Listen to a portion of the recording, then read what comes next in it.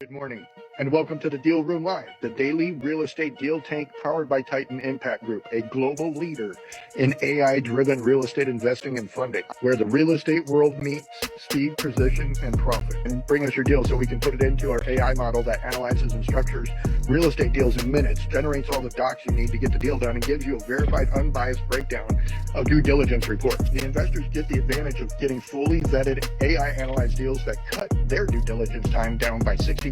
So you're in the right place. Let's open the deal room now and get into today's opportunity. Hey, I'm gonna start something for all of us to listen to that Tommy created this morning. Anyway, so moving through it. Company that was basically the Amazon of its day. A retailer so what if I told you that Can you hear that? Yeah. a company that was basically the Amazon of its day, a retailer so powerful it built the tallest building in the world, would end up as nothing more than a ghost story? Well, that is the incredible rise and the spectacular fall of Sears. Sears. It's a story that tells us everything about the new rules for survival in business today. You know, Orson Welles had this great quote: "If you want a happy ending, that depends on where you stop your story." And for Sears, that quote is just perfect because Now we can't hear it. Something happened. retail, a giant that seemed like it could never. Now we can. But of course, the story didn't stop there. So that's the big question we're tackling. How on earth did the company that defined shopping for generations of Americans completely vanish? It wasn't just one thing, one bad decision. It was a fundamental shift in the entire retail game. A shift from the power of a brand to the power of a finely tuned machine. Okay, before we get to the collapse, you have to understand just how revolutionary Sears really was. Seriously, this wasn't just another big store. They were the original disruptors. In a lot of ways, they invented modern retail as we know it. I mean, just look at the scale of this. Their catalog was the internet for people in rural America. Their logistics center was so ahead of its time that Henry Ford was blown away by it. And get this, they didn't just sell you a hammer. You could buy an entire house kit from them by mail. You could. Built the Sears Tower, it wasn't just an office building. It was a symbol that they were literally on top of the entire world. And this was the foundation of their empire. Sears wasn't just a store that sold stuff. It was a brand you trusted, full of other brands you trusted. For millions of American families, names like Craftsman, Kenmore, and Die Hard, well, they were the gold standard. You bought them because they were built to last. These weren't just products, they were part of the family. But, you know, while Sears was sitting on top of its throne, admiring the view, another kind of competitor was quietly building a different kind of empire from the ground up. An underdog from Arkansas called Walmart. They weren't just playing the same game better, they were inventing a whole new one. Okay, so this slide is really where the two paths diverge. Sears believed its power came from its legendary brands and its prime real estate in every big shopping mall. They were the destination. Walmart, though, they had one single obsessive focus: drive costs down at every point in the supply chain to deliver the absolute lowest price. It was a clash of titans: quality and trust versus price and efficiency. And here it is. This was Walmart's secret weapon. While everyone else saw technology as just a cost, Sam Walton saw it as a tool for domination. This quote is amazing because it shows that even back in the 80s, he was willing to make this huge, crazy bet on a satellite system. Why? Because it let him see what was selling in every single store in real time. It gave him total control over a supply chain machine. Now, let's look at the hard data, because this is where the story gets brutal. We're comparing Walmart here to Kmart, the company Sears would eventually make the mistake of merging with. And the difference is just, wow. Walmart was turning over its entire inventory more than 7 times a year. That's twice as fast as Kmart. Every single Walmart employee was generating $50,000 more in sales. This wasn't a competition. It was a complete blowout. So while Walmart was perfecting this incredible cost-cutting machine, Sears started to crumble. And it wasn't just one mistake, it was a whole series of them, all fueled by this dangerous idea that they were just too big to fail. $6 billion. Just let that number sink in. That's how much money Sears spent buying back its own stock after 2005. Think about that. While their stores were getting old and dingy, while their website was a decade behind, and while new competitors were eating their lunch, the leadership decided the best use of $6 billion was to prop up the stock price instead of actually fixing the business. And you can see exactly what happened right here on this chart. The company's revenue just went into an absolute free fall. I mean, from $44 billion in 2010, their sales were literally cut in half in just 7 years. All that financial wizardry did absolutely nothing to stop the bleeding, where it actually mattered, in the stores. So you have to be asking, why? How did they let this happen?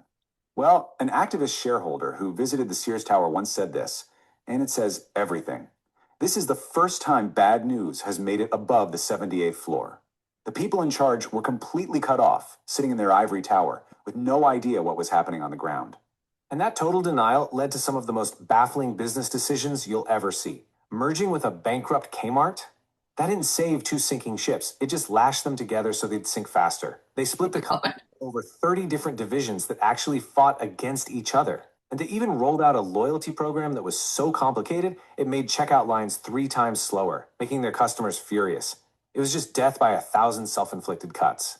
So look, the story of Sears is more than just a business history lesson. It's really a cautionary tale that shows us the new rules of the game for every company out there today, because the world has changed and the old playbook just doesn't work anymore.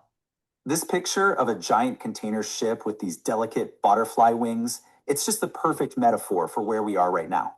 Our modern supply chains are these incredible, powerful things, but they're also unbelievably fragile, always perched on the edge of the next big disruption, whether it's a pandemic or a trade war. And what that means is that the old playbook, the one Walmart perfected, of just being as lean and efficient as possible, it isn't enough anymore. In a world that's constantly changing, the most important trait isn't just being lean, it's being flexible. It's being able to adapt. So, this is the new playbook. This is what today's winners are built on. First, you have to be responsive to demand. You got to sense what people want and react instantly. Think of fast fashion. Second is smart deployment. Being nimble enough to move your manufacturing or your warehouses around based on what makes the most sense. And finally, and this is maybe the most important one, is planned resilience. You have to design your system with backups so that one big shock doesn't take the whole thing down. In the end, the story of Sears and Walmart is this epic lesson that no kingdom lasts forever. Sears built an empire on trust. Walmart built an empire on efficiency. But in a world where the pace of change is getting faster and faster, the real question isn't who's winning right now. It's who is building the ability to adapt to a game where the rules are always being rewritten. Wow. Right? So I love the kids' looks on their faces. They're like, "Who the hell's Kmart?" Right? Wow. Like, who They the don't, hell is Kmart? it's not even called Sears Tower anymore. I was just in Chicago a couple of months ago, and it's not even called Sears Tower anymore. It's the, I don't remember. I mean, it's the same building, but it's not Sears Tower. Yeah, It's like the Walcott Center or something like that. Wild. That was very cool. If your guys are talking, we can't hear. Muffled. How about now? That's better. how about now? Yeah, that's better. How about now? All right. So did you guys hear me say, you guys were like completely puzzled as to who the hell Kmart was? We know what Kmart is. You know what Kmart is? Rain Man loved Kmart underwear. Yeah, Kmart underwear is the best. If you've never seen the movie Rain Man, go watch it. Oh, It's pretty great. Great been a movie. while. Well, what I brought that up for was I had read an article about Kmart and how when Kmart came out, it was the disruptor to Sears. Sears bought it out of spite, like literally. So Sears goes back to mail order. Yep. Right. I totally remember in Northern Canada, like Back Sears in the day, catalog was Sears had a everything. catalog as big as like that. Yeah, and you could literally buy a house from it. You could buy Yep. you could buy kids from it. My aunt and uncle bought a house from Sears. the You could Sears buy catalog. kids from it. Like I remember like the mental abuse that my parents and grandparents gave me was that we'll sell you at Sears. Like they could take you to Sears and put you on display and sell you. Right. I had an uncle that worked there and he would literally allow my parents to be like, put them over there, make them stand there. Don't cry. People won't buy you. Wow. Could you imagine today? You guys think you had child abuse? Not even close. Nothing. We can show you child abuse. So anyway, Sears catalog came out Explains why we're all so messed up. every year. You could go through and you'd go through the Sears catalog and mark what you wanted for Christmas. You made your Christmas list out of it for Santa.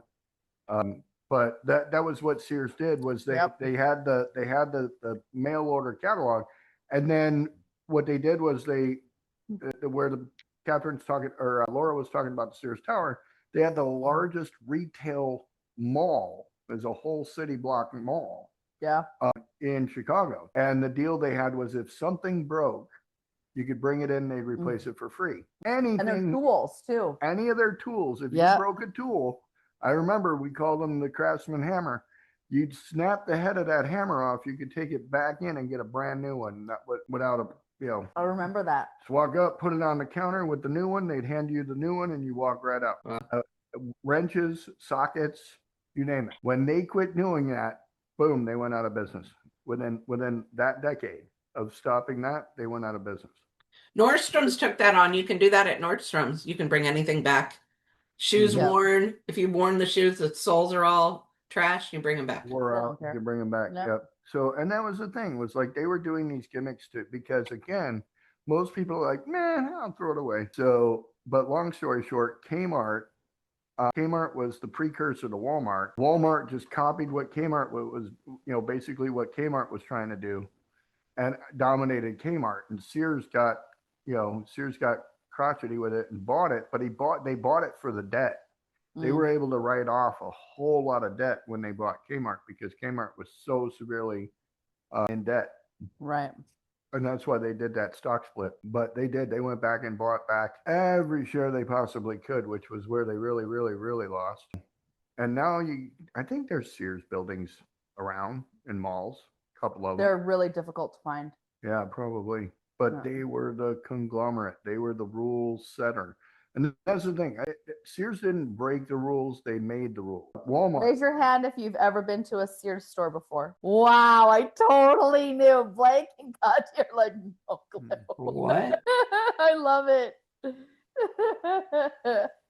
Oh, that's awesome. So yeah, the crazy part about it is that like now we have Amazon challenging Walmart, right? And Costco, believe it or not, just seeded Walmart. Costco is now the biggest retailer. Yeah. So, hey, Tommy, I just Googled it because, that's my thing. As of early 2026, there are only 5 full-line Sears department stores remaining in the United States, down from over 3,400 combined Sears and Kmart locations in 2005. The final locations are located in California, 2 in Florida, Massachusetts, and Texas. I bet one of those that is in Florida is actually in a place called Pinellas County, Florida, or St. Pete. It's in the California one's in Concord at the Sun Valley Mall. The Florida ones are Orlando at the Florida Mall and Coral Gables. Massachusetts is Braintree, which is South Shore Plaza, and Texas is El Paso. Wow. So what do you think the lesson is from all of this? Like, I really want to dig into, like, what do you think the lessons are? Because I think this is the really lesson I'm powerful. giving is this, like, so their popularity came from setting the rules, not breaking the rules, not changing the rules, setting the rules. And so when I think about that, I think about how we're doing this with AI and real estate investing. I heard Pace Morby running his flipper the other day again about how AI doesn't compare, and like doing any kind of real estate using AI is no good. He said you got to go get agents and create an agent to go out and do all the work for you. And again, this is the mentality of people that I feel like people that think AI is only there to work for them, right? Instead of building a relationship with it to work with them, is really going to be the downfall, right? Like, because if all you're doing is using agents to go out and look for property, like, again, I came up with this idea, and I'm going to say it here, but I'm only saying it right now because there's 5 of us here, but I want this to be something people can go back and say that guy came up with it first. I want to use AI to go out and discover where the houses are. And then instead of sending and bombarding people with emails and text messages and AI voice bot phone calls, I want to get the crew that comes in every day and does the hoi, hoi, hoi, the whole fucking rowing crew that comes in every day to go sell stuff.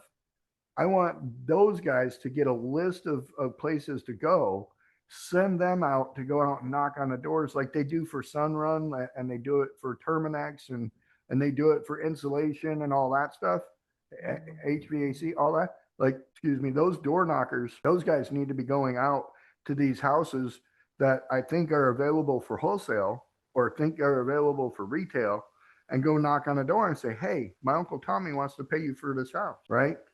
Like, I have not seen anybody out doing actual physical door knocking like we used to. Like we used Yeah. to. Yeah.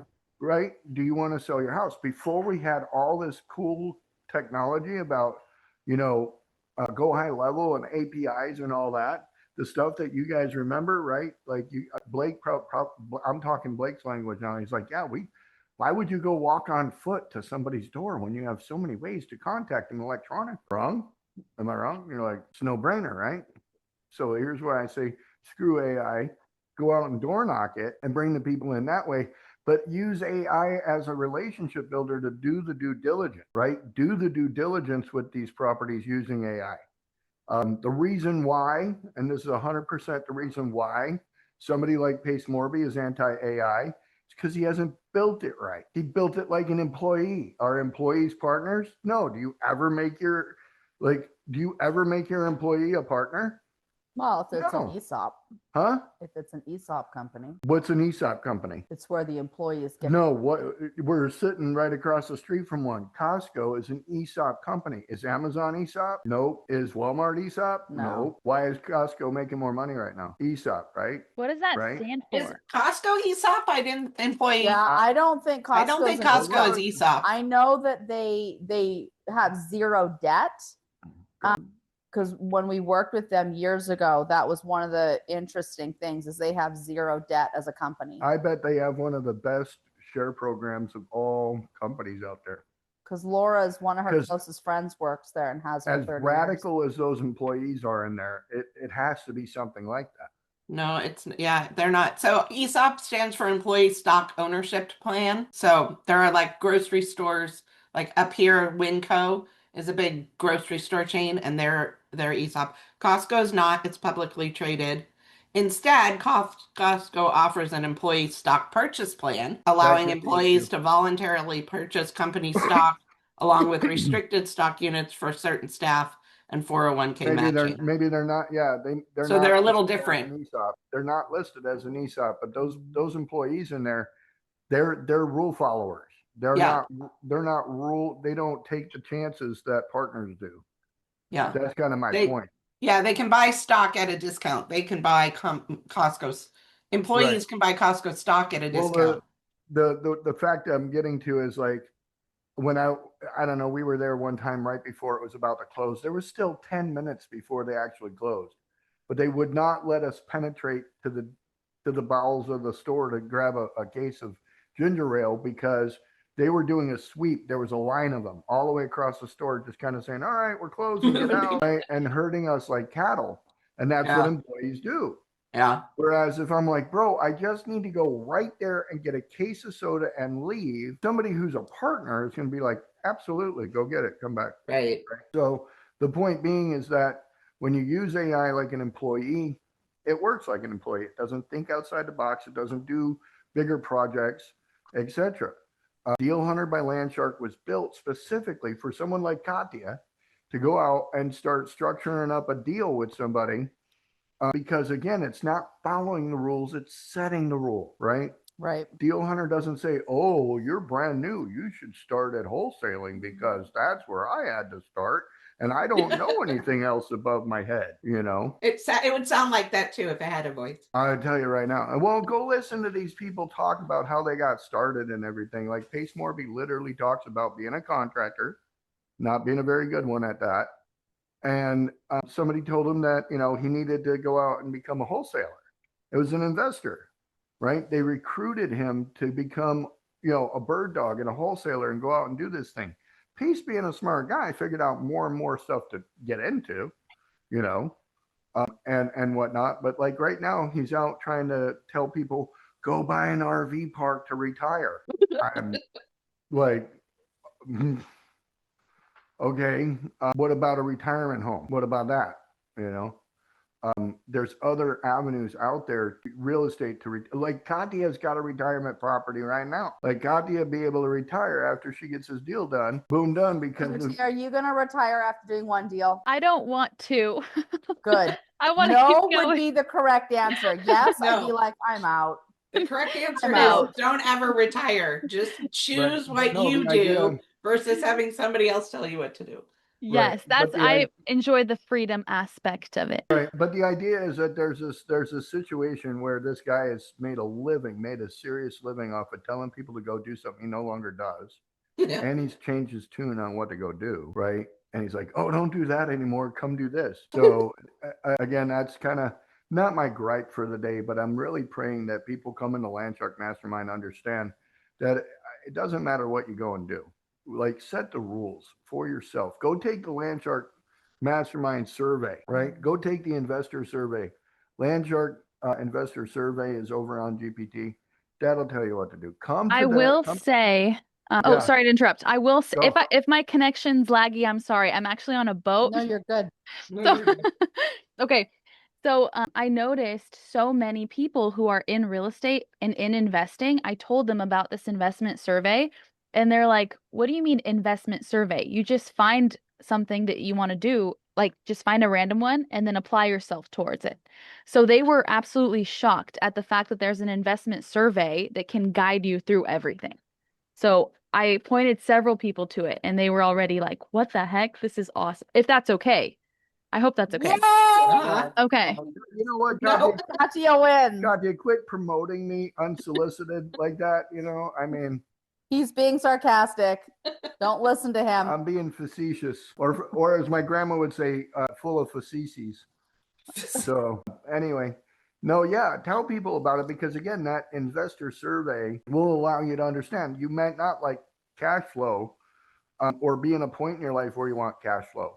You want to be in a point in your life where you're investing into the future. So you're going to want amortization. You're going to want, and again, this goes back to, what is your current situation? Somebody who's got a huge tax bill right now doesn't want something cash flowing, doesn't want something that's going to amortize.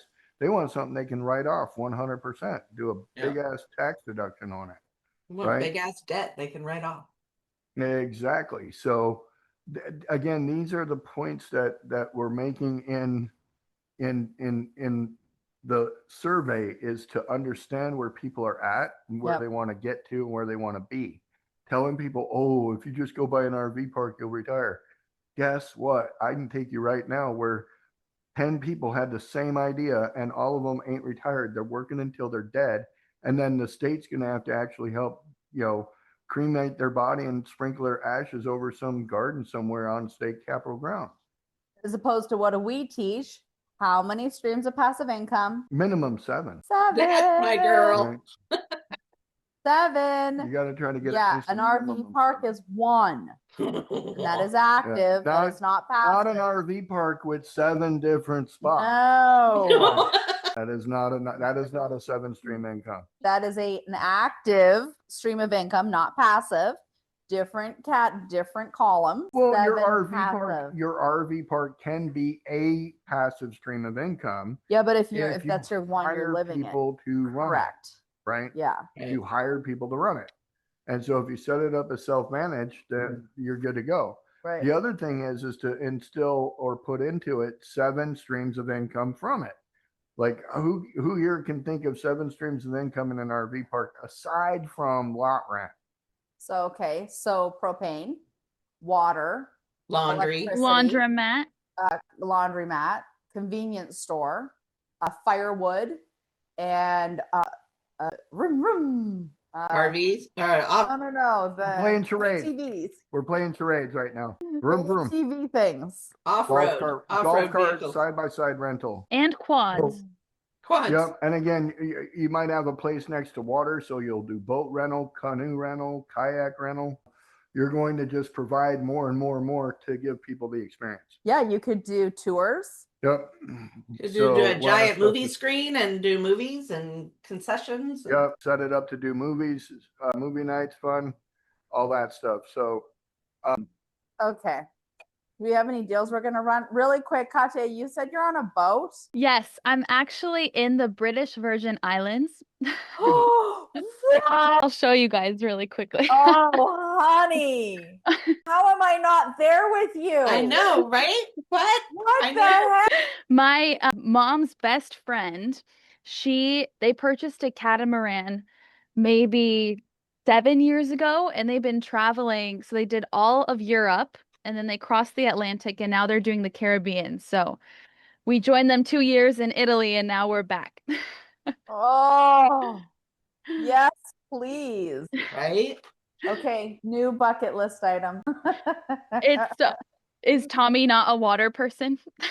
No, Tommy actually used to be a captain of, or a first mate to a captain on a catamaran down in Florida. So I Oh, love the really? water. Yeah, I'm a big It's boat person. very He would difficult to love if we sail. would move to Florida. Is there anything Tommy No, hasn't not done? move, just be I there a want lot. the I want the list of things Tommy hasn't done. Kind of like you and me, Catherine. The list of MLMs we weren't a part of is Right. shorter than the list of the ones we were. Tommy's pretty much done What everything. Well, hasn't Tommy done? my dad was a charter boat captain when I was a kid on Lake Michigan, Lake Erie, and Lake Huron. And so as a kid, my job at literally 12 years, 8 to 12 years old was to go out and drive the damn boat so that he could set hooks and drink beer. So Drive a damn boat. and that's what he called it, yeah. drive the damn boat. It wasn't drive the boat, it's drive the damn boat. So, and I was a captain of the 22-foot to a 38-foot vessel when I was only 12 years old. 14 years old, my dad sold the business and I didn't get to go back on another boat until I was 20 years old, and I did that for 2 more years. And there was a movie that came out called The Deadliest Storm, and the woman I was with at the time said, "You're done fishing." So stupid storm movie. How long are you there, Katya? And then we'll move on. Yeah. Sorry, say that again. How long are you there for? We might come join you. I come back home on Saturday, so if you guys want, come on over. Okay. Firing the jet up now. That's fun. Have a blast. Thank you. So proud that you're here. And again, this is the type of business literally in the British Virgin Islands on a catamaran while still here getting deals done. Yes, Well, I love anywhere it. you can get an internet connection, and thank God for Elon Musk, and we can do satellite now. Yes, exactly. So freaking awesome. And Katya, we've got some stuff for you to do on LinkedIn today if you have the bandwidth. Yeah, definitely. Travels. Yeah, in between my swims in the Gatorade water. But yes, no problem. You called it Gatorade water because it's literally like that aqua blue. Show the water again. See, it's like crazy blue. Oh yeah, I love the that is Caribbean water. Beautiful. And so you can basically see for like 50, 100 feet straight down. You can see. Wow. The reason is because there's nothing alive in that water. Oh. So the clearer the water, the less the live material. Yeah, it's all just sand, so there's no. Yep. But you can see fish and stuff. It's a desert, and they're literally trying to get from one spot to another to eat. Wow. Yeah. So anytime you can have crystal clear blue water, it is dead water. It's not. There's nothing alive in it because it's just sand bottom. It's literally a desert in the ocean. Like Arizona. Yep, Like an it's aqua a desert in the desert. ocean. Aqua desert. That's a new distinction. Wow. It's an Water ocean desert. Yep. Good morning, Hoy. Good. Hoy is joining us on the phone today, everyone. Say good morning. Hi, Hoy. Hoy's trying to retire. So Hoy's on the retirement plan. He's trying to get that done by the time he's 25. 21. When he's 25, he's going to retire.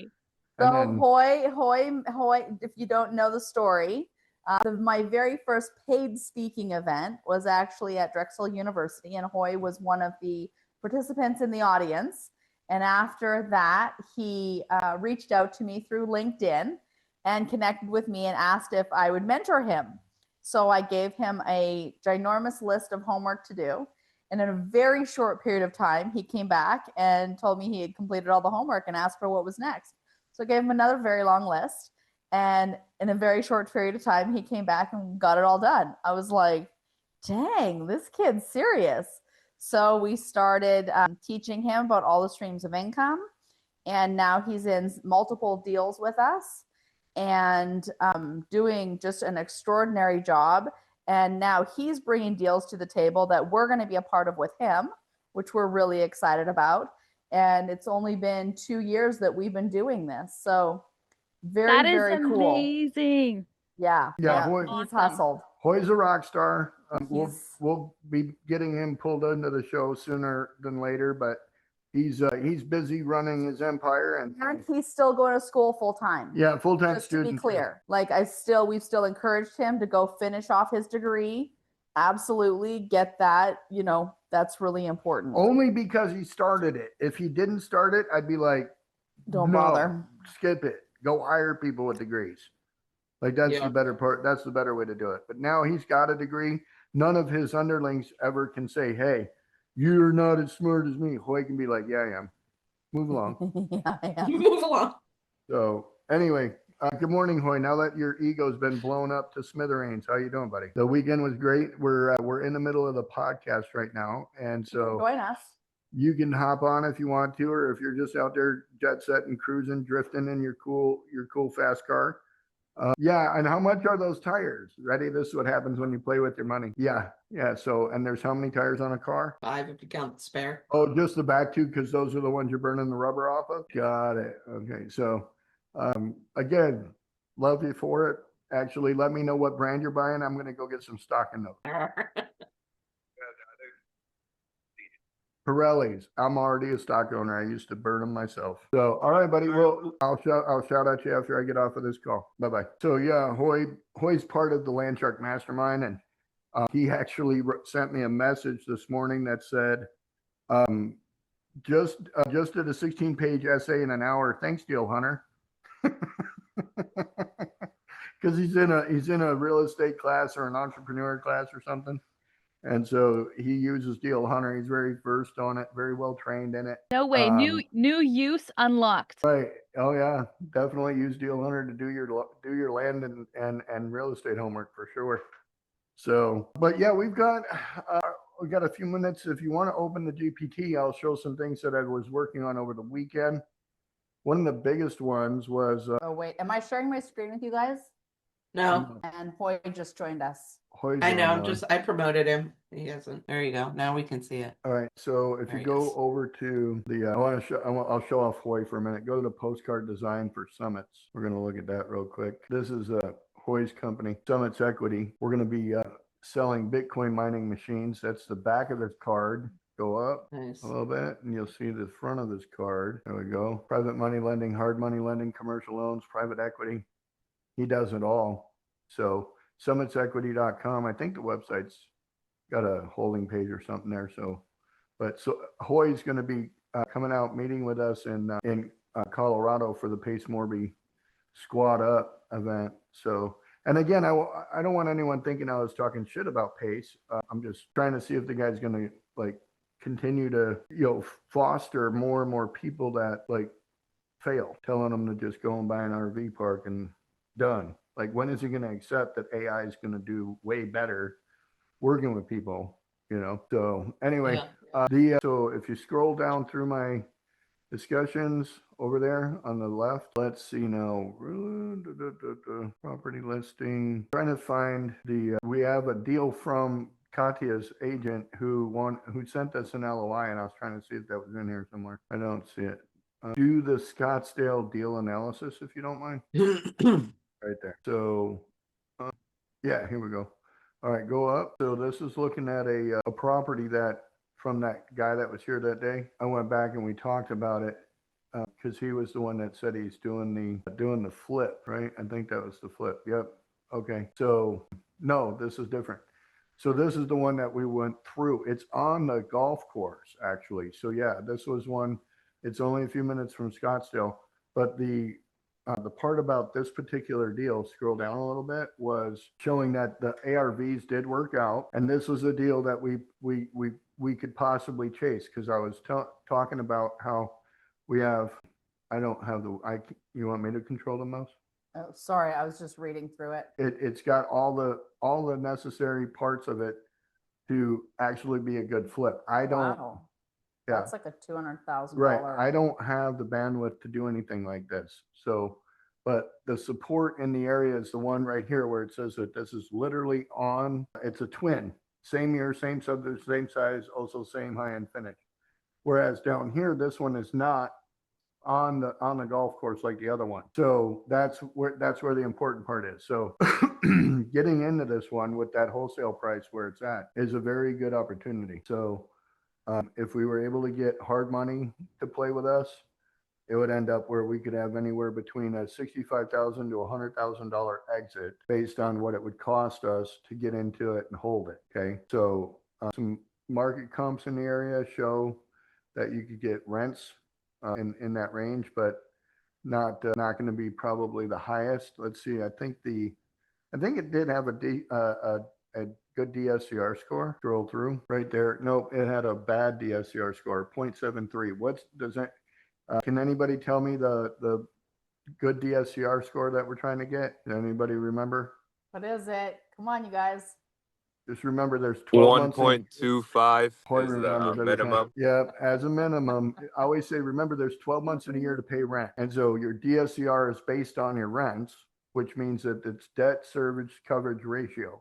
So if you can cover your debt by 1.2%, then you have a debt service coverage ratio good enough for a bank. So 12 months, 1.2, same thing. Good. That's how I remember stuff. So go ahead and go down. It gives you explanation of things. So like some of the things that it points out is that it's been on the market for 90 days. There's restrictions to STR midterm rentals. It says that it's an owner agent. So that typically means that they'll play with the numbers intentionally. The risk at flip exit is that it won't appraise high enough. And then in Logan's position, we'd have to find out what the assignable interest is. So go, no go. Try to get better than 650, try to spend less than 20,000, and then try to get out at 850 to 875. The no-go is going to be negative cash flow and weak cap rates. So here's the suggestions of what to do. Go down. And so right here, here's the ROI based on assumables. If we purchase at 650, keep going down. We're looking at an ROI total cash in of 140. So the ROI comes out to be around, right here's our exits 850, it's a 46%. At 875, it's 63, and then at 900, it's almost 79% ROI over 6 months.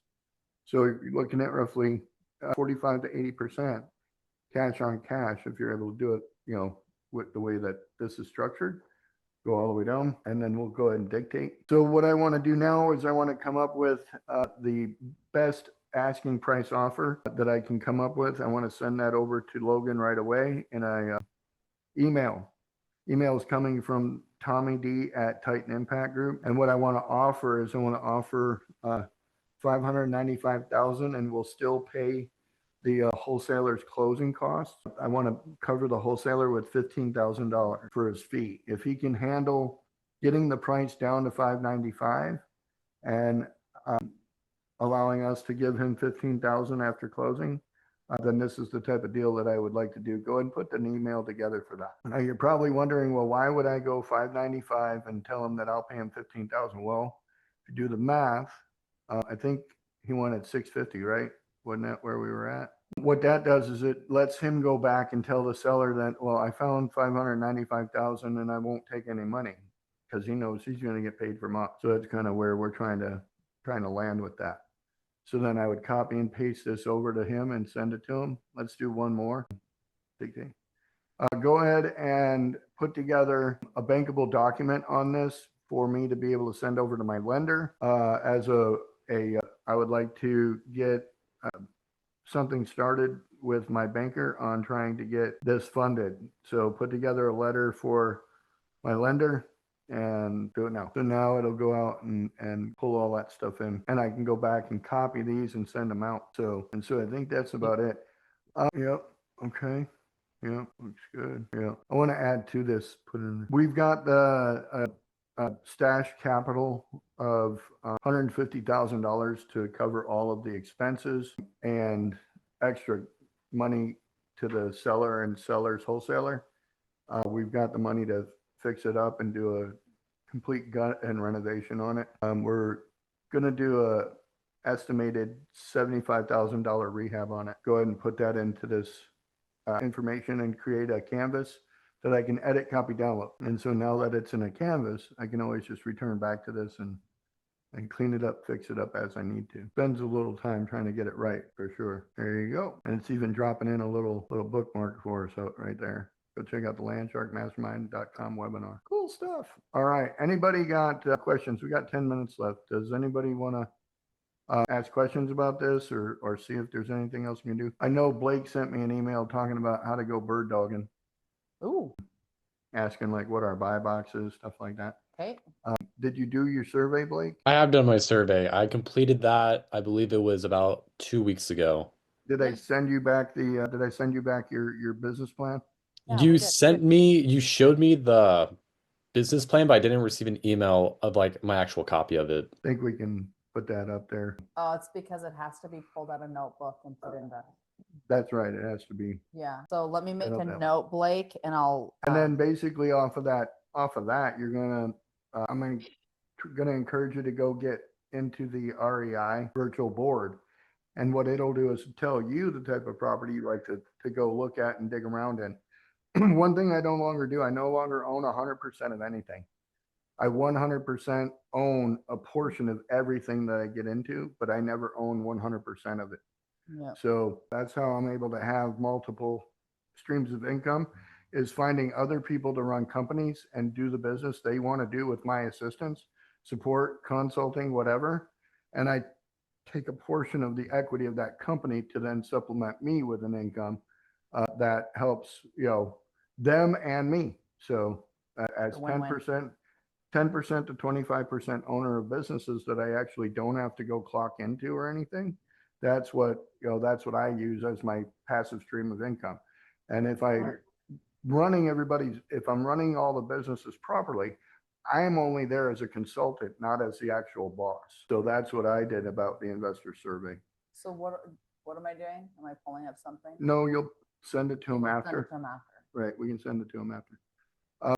I think the other thing would be, let me show Katya what we were talking about earlier and see. I want Laura to see it too, since they're in here and Blake can just hang out. Go back and share the screen over at the GPT.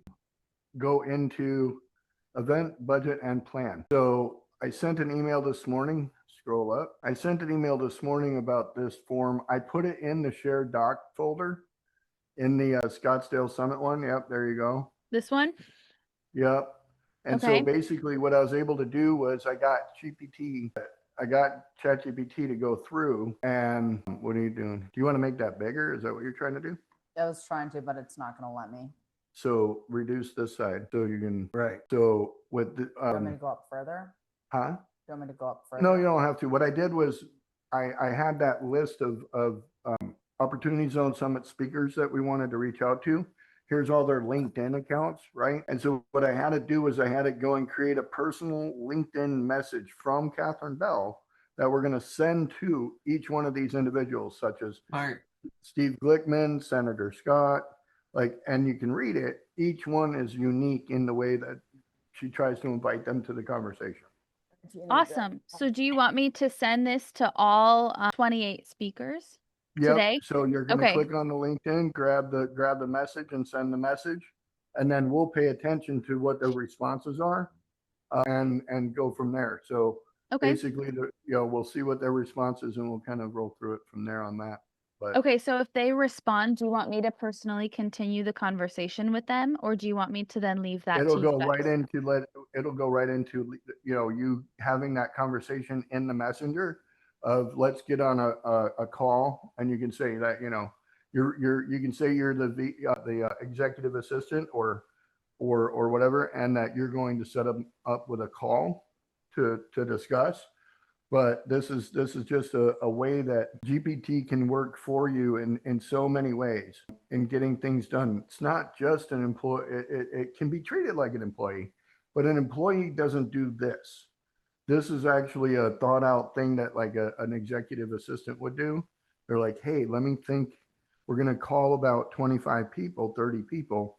I want to set that up. How can I do that? And this is one of these ways. And Sounds the perfect. GPT gives us the opportunity to do that. So Katya, just I'm noticing, Tommy, because I looked at a couple of them quick. It keeps saying next May. We're organizing the Opportunity Zone Summit in Scottsdale next May. I'll which put this I would May. say this May, right? Yeah, Because I next agree. May will So lead people let's- to next year. Yeah. So I already created the file and it's over there, but for the sake of this one, I can actually go here and say, I noticed that all of the scripts have it for next May. It is this May, May 19th through the 24th, 2026. Make the adjustment. And so what it should do is now it'll probably go back to that file up there and start rewriting it. Again, this piece AI is brilliant, and you still got to read through it because Still got to read through it. it doesn't know, you know. It likes to name Catherine Bell with a K. Why? I get Catherine, Kathryn. And so we also learned don't call her Kathy. Yeah, because it's funny. Guy that was doing it, he's like, so Kathy, and she'd go, are you, oh, me? Are you talking to me? I'm not related to you, therefore I don't respond to that. You do not pass the test to be able to call me. There's only a handful of people that will ever be allowed to do that. I don't think I could ever try to call you. I have a hard enough time calling you Catherine, let alone Kathy. I can't even do Kathy. Like you only hear Catherine when I'm being direct, and then Catherine Lynn when you're misbehaving, and then Catherine Bell when you're not listening. 3 minutes. Uh-oh, we lost Katya. Katya must have went swimming in Gatorade. Anyway, this gives the example of how you can get very precise with AI. I thought I'd just share that with you guys. But That's yeah, awesome. we're trying to get this done. Hopefully by the end of the week, that'd be great. And so if nobody has any questions, we're going to get out of here early. We got a lot of freaking meetings today. We got to go to a bunch of stuff. I was going to show everybody here. I'll do this. I'll get into this tomorrow. You don't have your microphone on, so nobody's even hearing you. So I lined up business cards like this. I didn't mess them up. Catherine did. And what I do is I take a picture of them, and then I tell GPT, I say, hey, pull all the information off these cards and create a spreadsheet for me that I can have a database. And this was an event I was at. So I'm going to call that database the event. And then I'll have all the contacts on there and have all the emails and all the phone numbers if they got it. And then I can actually tell GPT, go out and get information about this person, their LinkedIn, etc., and bring it back. So, and I can do that on GPT, or I'm going to start using what I learned does this really well is Perplexity or Gemini. So we're going to play with those later, but just some ideas for people in here, and we appreciate everyone coming in today. So let me wrap it up with a prayer. Heavenly Father, we thank everyone for the blessing of this day and the blessing of the life that we're able to share with everyone. And we ask that you continue to bless and guide us so that we're able to do your will. In your name we pray. Amen. Amen. Everyone have a wonderful, blessed day, and we will talk to everyone soon. Yay. Bye. Have a good day. See you tomorrow.